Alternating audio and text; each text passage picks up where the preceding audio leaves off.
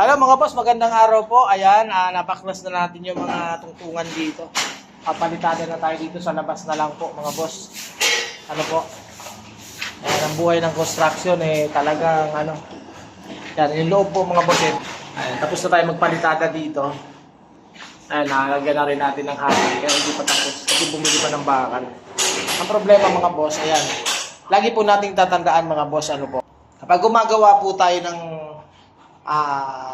pinto, hamba ng pinto, lalo na ito pong ginagawa po namin, semento, dapat lagi po tayong may allowance. Halimbawa po, ang pinto 80 cm ang pinto, dapat ang opening po natin sa pintuan 81, ano po, para hindi tayo magbabakbak, o kaya 81.5, kasi lalo na kung ang semento natin, ang hamba natin ay semento.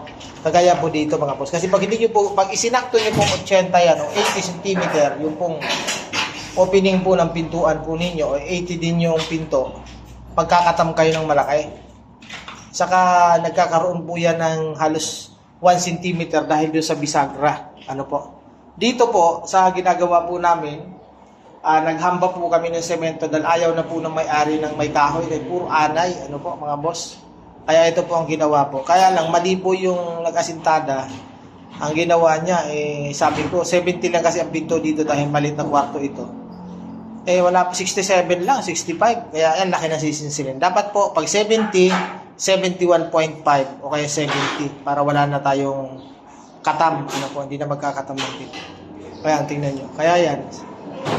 Ito na po yung, ito yung 70. Yan. 71 lang ang ginawa ko. Ano po? Kaya lang, magsisinsil pa tayo dyan. Ano po? Kaya po nagawa po, ano po mga boss?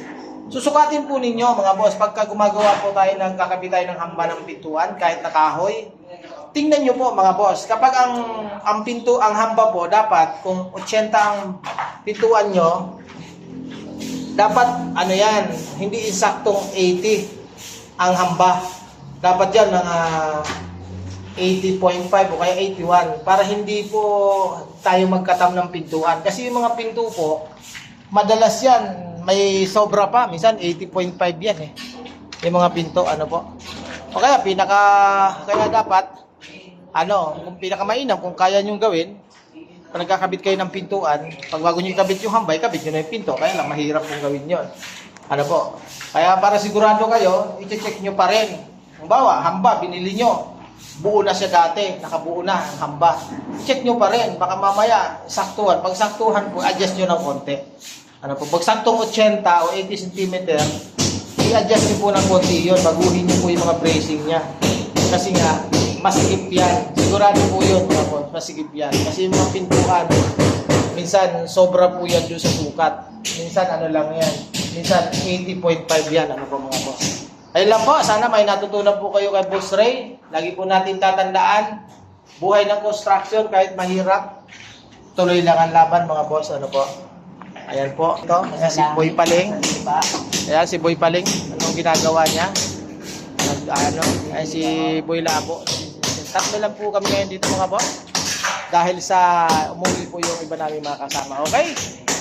Boss, shout out po, Boss Ray TV channel po. Salamat po.